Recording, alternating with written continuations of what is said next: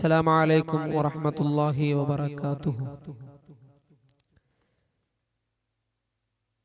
ഹൃദയത്തിന്റെ ചികിത്സകളിൽ മഹാന്മാരായ ഉലമാക്കൾ പഠിപ്പിക്കുന്ന രണ്ടാമത്തെ കാര്യം, ഇത് കേട്ടാൽ നിങ്ങൾ ഉറപ്പായിട്ടും നിങ്ങൾ ചെയ്തിരിക്കും. എന്താണ് അത്? പരിശുദ്ധമായ ഖുർആൻ പാരായണം ചെയ്യുക. ഖുർആൻ അത് അത്ഭുതത്തിന്റെ ഗ്രന്ഥമാണ്. ഒരു മനുഷ്യനെ സന്മാർഗത്തിലേക്ക് കൊണ്ടുപോകുന്നത് പരിശുദ്ധമായ ഖുർആനാണ്. ഖുർആൻ കേട്ടിട്ട് എത്രയോ പേർ ഖുർആനിന്റെ വഴിത്താരയിലായി സഞ്ചരിച്ചു. ഖുർആൻ കേട്ട് എത്രയോ ലോക പ്രശസ്തരായ എഴുത്തുകാർ, കവികൾ, മറ്റ്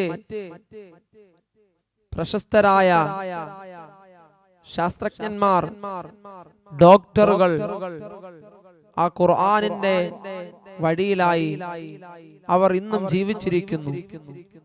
അവർ ഖുർആൻ പ്രബോധനം ചെയ്യുന്നു. പരിശുദ്ധമായ ഖുർആൻ ഹൃദയത്തെ വിശാലമാക്കുക. ഹൃദയം പല രോഗങ്ങൾക്ക് അടിമപ്പെട്ട് ആ ഹൃദയം ആ രോഗങ്ങൾക്ക് അടിമപ്പെട്ടുകൊണ്ട് സഞ്ചരിക്കുമ്പോൾ ആ ഹൃദയത്തെ നന്നാക്കാനും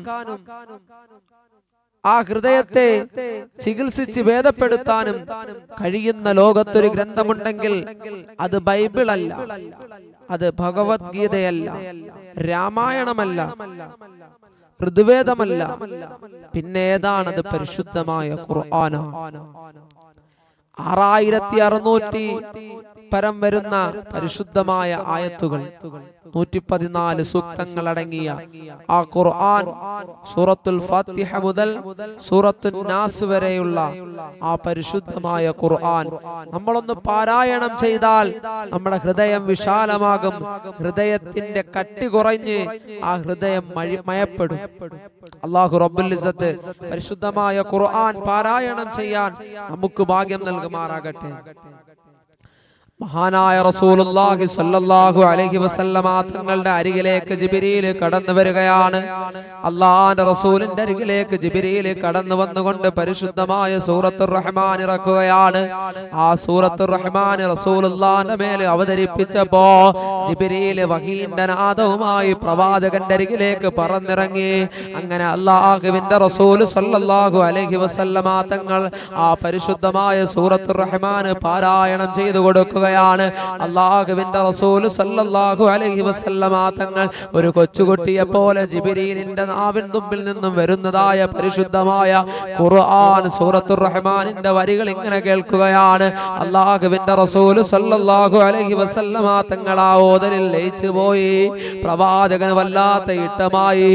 കാരണം അല്ലാഹുവിന്റെ പരിശുദ്ധമായ സൂറത്തുർ റഹ്മാനിന്റെ ഇടയിലൂടെ അല്ലാഹു റബ്ബുൽ ഇസ്സത്ത് ചോദിക്കുന്നുണ്ടല്ലോ, നിങ്ങൾക്ക് അല്ലാഹുവിന്റെ ഏതേത് ദൃഷ്ടാന്തങ്ങളെ കൊണ്ടാണ് കളവാക്കാൻ കഴിയുക?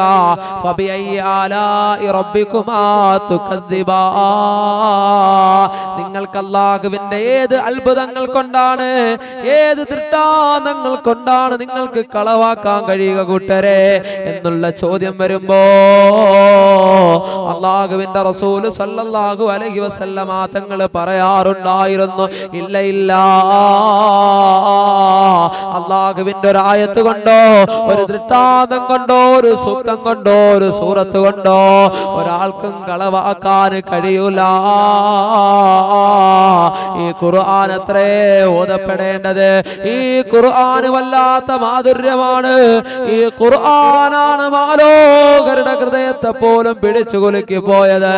ആ പരിശുദ്ധമായ സൂറത്തുർ റഹ്മാൻ അവതരിച്ചപ്പോ അല്ലാഹുവിന്റെ റസൂൽ സല്ലല്ലാഹു അലൈഹി വസല്ലമ തങ്ങൾ തന്റെ സ്വഹാബത്തിനോട് അല്ലാഹുവിന്റെ റസൂൽ പരിശുദ്ധമായ ഖുർആൻ പാരായണം ചെയ്യുകയാണ്.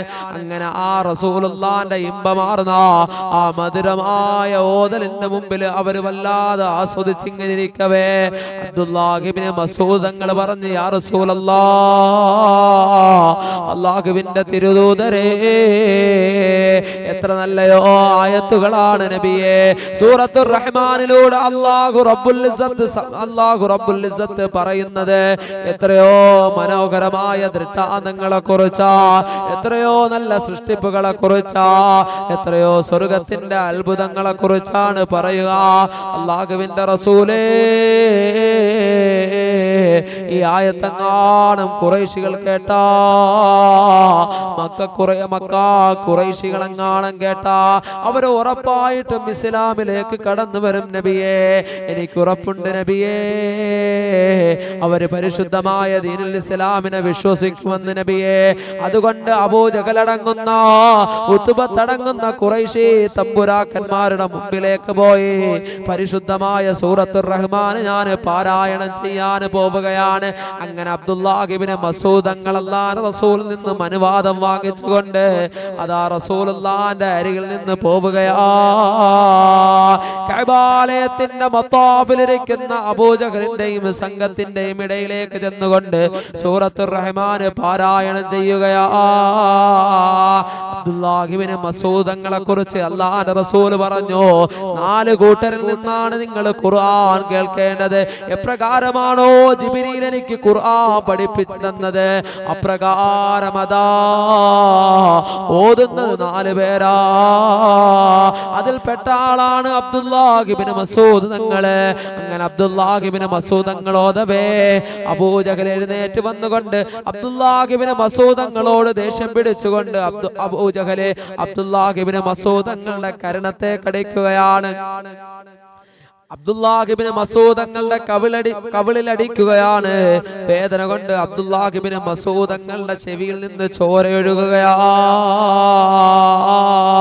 അങ്ങനെ വല്ലാത്ത വിഷമത്തോടുകൂടി വല്ലാതെ സങ്കടപ്പെടുത്തുകൊണ്ട് കരഞ്ഞു കലങ്ങിയ കണ്ണുകളുമായിട്ട് ഇലാ ഹളറത്തി റസൂലില്ലാഹ്,